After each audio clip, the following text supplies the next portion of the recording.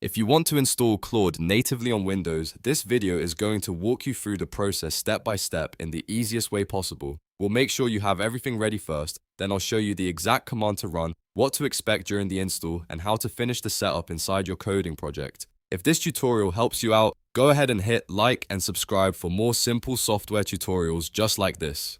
Alright, let's get started. First, before you do anything else, make sure Git for Windows is installed on your computer. This is important because the installation process relies on tools that are commonly available through your development setup, and having Git installed helps avoid issues later on. If you already have Git installed, you're good to go.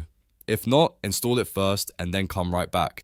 Next, open the Windows search bar and type cmd. When you see command prompt, right-click it and choose Run as Administrator. This part matters because the installer needs elevated permissions to complete properly. Once the administrator command prompt window opens, you're going to paste in this command exactly as it appears. curl fssl http:/claude.ai install.cmd tal install.cmd and install.cmd and dl install.cmd. After that, press enter on your keyboard. Now at first glance, it might look like nothing is happening and it may seem stuck. That's completely normal, so don't close the window or interrupt it. Give it some time, let the installer do its job, and wait for the process to finish. Depending on your system and connection, this can take a little while. Once the installation completes, you'll want to test it inside a coding project. Navigate to any project folder in your terminal and then type Claude. This should launch the Claude CLI. From there, the tool will prompt you to log into your Claude account or provide an API key, depending on how you want to complete the setup. Just follow the on-screen instructions, sign in, and finish the configuration.